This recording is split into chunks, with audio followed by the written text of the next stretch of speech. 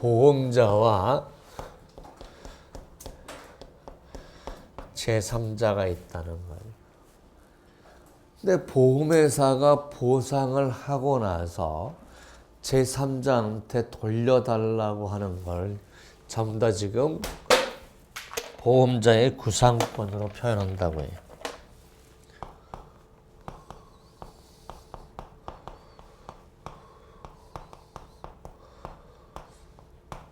구상권으로 표현을 해요.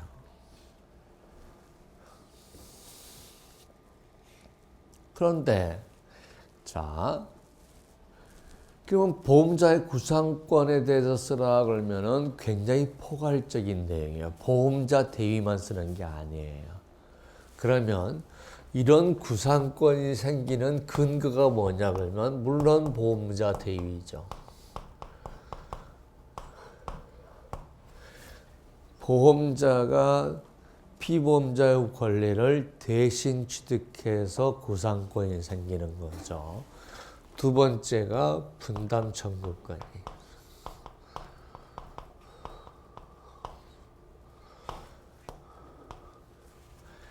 세 번째가 위임 관계예요.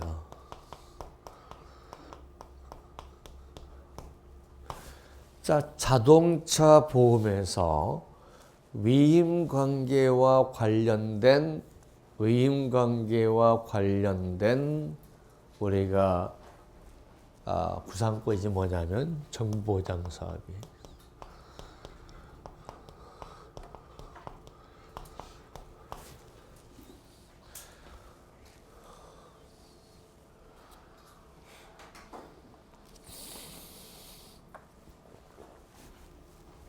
그 다음에 사무관리와 관련되어서 자, 사무관리라는 것은 뭐냐면 자기의 사무가 아니에요. 타인의 사무를 당사자 간에 자, 그러니까 자, 무보험 상해담보가 있고 갑차의 보험회사에서 대인배상 원밖에 안 줘요. 그래서 피해자가 가입한 무보험에서 청구를 했다 이거죠.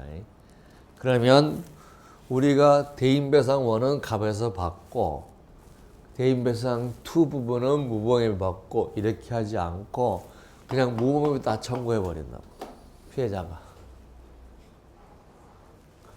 무보험에 청구했는데 대인배상원이 얘한테 내 대신 처리해 주세요라고 위임장 준 게 아니에요. 그냥 처리해 줘야. 무보험에서 다 해주고 나서 이렇게 대인배상원 부분을 달라 그러죠. 그러니까 부탁을 안 했단 말이에요.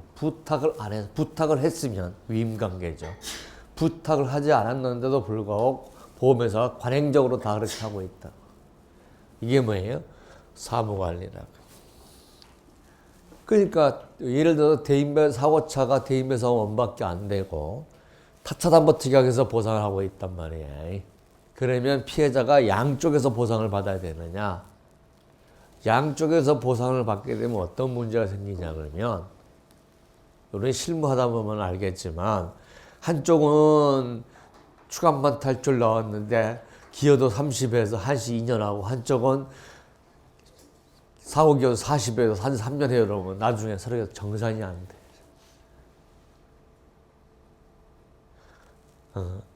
왜? 손해사정을 10사람이 하면 10사람 다 똑같은 금액 나온다. 그럼 보상이 없거든.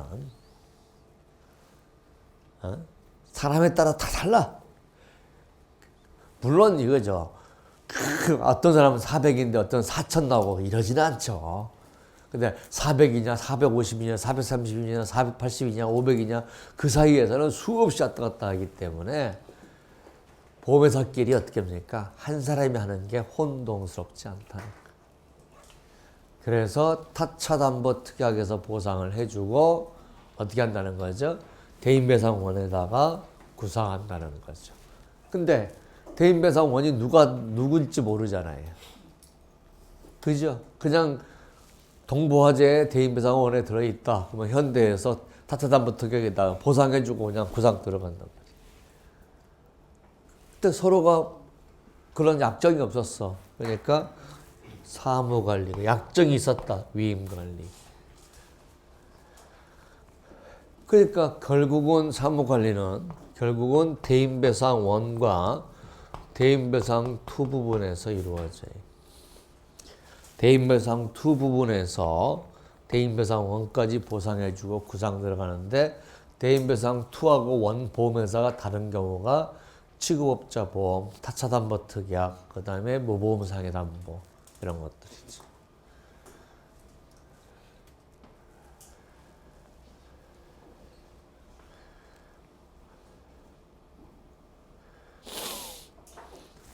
그 다음에 우리가 채권양도는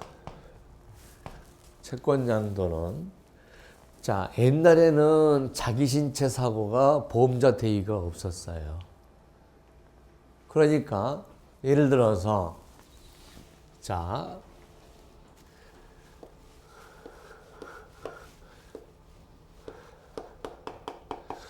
화물차가 있었는데 승용차가 가다가 꽝 박았다 이거죠. 그럼 화물차에서 자기는 무과실 주장해버려요.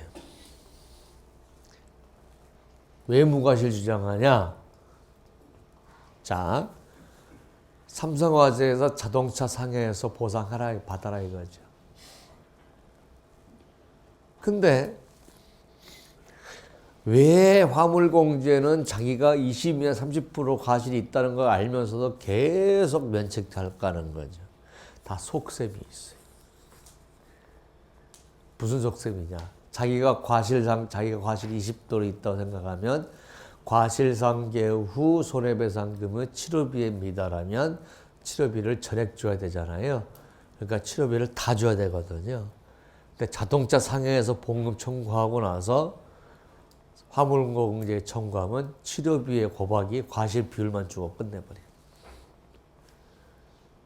그러니까 보험회사들끼리는 서로가 신사협정을 했는데 화물공제는 그 신사협정을 응하지 않는 거죠. 우리는 피해자하고 줄 때는 피해자 보호를 위해서 치료비를 주지만 보험회사하고 보험회사끼리는 피해자 보호 기능이 필요 없다. 그러니까 우리가 손해배상의 원리만 주겠다 그러고 치료비에 과실료만 딱 줍니다. 그러면 예를 들어 치료비가 4천만 원 나왔다. 그러면 자기가 10% 과실을 인정해서 4천만 원 줘야 되는데 자기가 10% 과실 인정 안고 있다가 삼성화재에서 자동차 상해에서 처리하고 나서 구상 들어오면 결국 소송 들어와서 20% 떨어졌다가 뭐 800원 줘 끝나. 그래서 여러분들이 실무하다 보면 화물공사에서 분명히 과실 10% 20% 있는데도 불구하고 계속 담당은 무식한 척하죠. 알아요 다들. 근데 여러분보다 더 영리한 계산이 하나 있으셔서 그래요. 여러분은 뭐 10번 받는 거죠. 왜 과실 뭐 판례 갖다 주고 뭐 갖다 주고 막 한참 해요. 근데 그 사람 몰라서 그런 게 아니라 다 알아. 근데 나는 너보다 한 수 더 위야라는 거지. 한 수 더 위야. 그러면 이제 우리 제자들이나 손해사장사들이 막 열불 내고 날 전화를 하죠. 이럴 수가 있냐고 막 그러는데 그 사람이 몰라서가 아니요. 한 수 위인 거죠. 막 손해사장사들이 막 무식한 놈들이 막 그러는데 절대 안 무식해요. 더 위에 하나가 있는 거죠. 구상 들어오면 과실상계하고 돈을 주기 때문에 훨씬 이익이다. 그래서 택시나 화물공제나 버스공제 이런 데서는 과실시 1, 20% 있잖아요. 그러면 없다고 주장해버려요. 없다고. 그 대신 이제 자동차 상대방 차가 전혀 보험사항이 안 돼가지고 그러면 그때는 해줘요. 상대방 자산이 있다 그러면 바로 밀어버려요. 그러니까 그런 것도 좀 알고 있어야 된다는 거죠. 물론 보험회사하고 자동차 상해를 주고 나서 보험회사하고 치료비 전부를 갖다가 그러니까 피해자가 화물공제에 갖는 직접 청구권을 대위해서 치료비 전부를 청구할 수 있느냐 아니면 치료비 중에서 과실 상기한 금액만 청구할 수 있느냐 가지고 지금 법정 싸움하고 있는 거예요. 법정 싸움하고 있는데 정책적으로 그렇게 하고 있습니다는 거죠. 자, 그래서 옛날에는 대인배상 자기 신체 사고에서 보상을 해주고, 그리고 이제 구상 들어가잖아요. 근데 자기 신체 사고가 두 가지가 있어요. 자기 신체 사고가 두 가지가 있어요. 자, 예를 한번 들어볼게요. 자, 얘가 과실이 갑돌이가 과실이 100이에요. 우리 과실이 빵프로예요. 그러면 갑은 어떻게 돈이 나가냐 그러면요. 정액보험으로 나가요. 자기 신체 사고가. 자기 신체 사고의 기준은 이원화되어 있다고 그랬죠. 하나는 실손보상, 하나는 정액보상이라고 그랬잖아요. 그러면 여기서 지금 과실 한 10, 20 정도는 있는데 불구하고 지금 빵프로를 주장하잖아요. 그러면 이 H보험회사에서 자준 줄 때 여기서 과실이 있을 것으로 계산을 하고 실손보상을 못해요. 왜? 대법원 판례 가봐야 되는 거니까. 그러면 어떻게 지급하겠어요? 정액보험으로 지급하겠죠.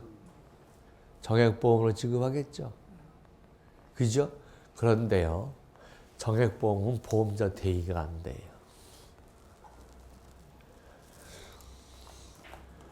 정액보험은 보험자 대의가 안 돼요. 그러니까 자기 신체 사고에서 정액은 보험자 대위가 안 된다는 거예요. 그러면 우리가 채권 양도를 받아야 되는데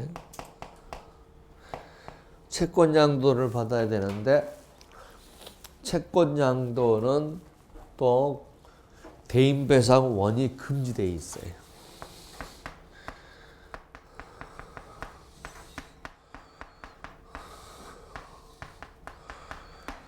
대인배상원의 채권 양도가 금지되어 있기 때문에 여기서 저격을 주고 나서 채권 양도를 받아서 이렇게 청구하면 여기서 면책 주장해버려요. 왜?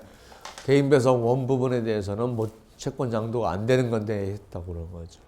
그러니까 이 보험회사의 팀장은 정액으로 주고 싶은데 정액으로 주면 대위가 안 되고 채권 양도도 안 되고 실손을 주고 나서 나중에 돈 청구했던 얘가 빵프로 나오면 실손으로 해서 치료밖에 못 주잖아요. 그러니까 얘의 고민이가 있는 거지. 무슨 말인가 이해하겠어요? 그러니까 정액으로 주면 좋겠어요. 왜? 아직 저쪽에 과실이 있는지 없는지 모르니까. 정액으로 주면은 대위가 인정 안 돼요. 그럼 채권 양도를 받으려고 그래요. 채권 양도를 받으니까 대인배상원은 채권 양도가 안 되니까 대인배상 두 부분밖에 못 주겠다 그러잖아요. 대인배상원이 부상은 2천만 원까지잖아요. 그죠? 그러니까 상당 부분 돈이 채권 양도가 안 되는 거예요. 그러면 이제 보험자 대위를 하려고 실손보상을 해줘요. 대위를 하려고 자기까지는 자신 있게. 근데 나중에 가서 만약 실손보상이 아니고 과실이 없다 나오면 환수를 해야 돼요. 왜? 치료비만 나가야 되는데 정액보상에서 위자료 협소를 줬으면은 그거는 나중에 문제가 되죠. 그러니까 이 팀장이 고민을 엄청나게 하는 거죠.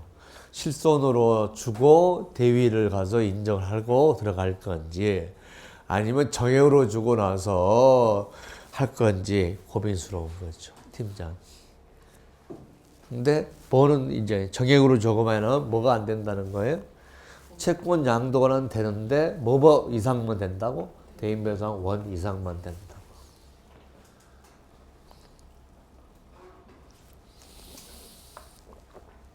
그 다음에 우리가 디덕터블 금액이 있죠.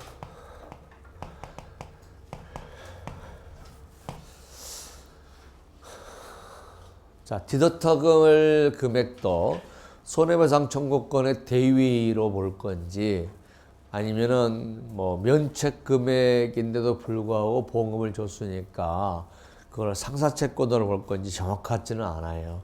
근데 실무에서는 일단 손배청구권에 대해서 피해자로부터 양도를 받아요.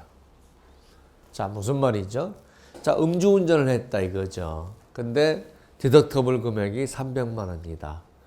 근데 지금 가해자가 디덕터블 금액을 안 주고 있어요. 그럼 보험회사 300만 원을 공제하고 줘요? 아니면 공제 없이 전액 줘요? 전액 주죠. 자, 저를 보세요. 자, 전액 준다는 것은 자동차 보험뿐이에요. 일반 배상책임보험에서는 공제 후 줘요. 원래 디덕터블 금액이 있으면 디덕터블 금액을 안 주는 게 원칙이죠. 그런데 왜 피보험자가 디덕터블 금액을 안 줬는데도 불구하고 자동차 보험은 보험금을 주느냐는 거죠. 자, 첫 번째가 교통사고 특례법과 관련되는 거예요. 그리고 두 번째는 뭐예요? 피해자 보호 기능을 강화하기 위해서 예외로 인정한 거예요. 그러니까 자동차는 디덕터블을 지금 피가해자 부담하고 있지 않았을 때 디덕터블을 빼지 않고 디덕터블까지 포함해서 피해자한테 주고 나서 가해자한테 300만 원 달라고 하겠죠. 그것도 구상권으로 표현을 해요. 그때 피해자의 손배청구권을 대위를 받았습니다.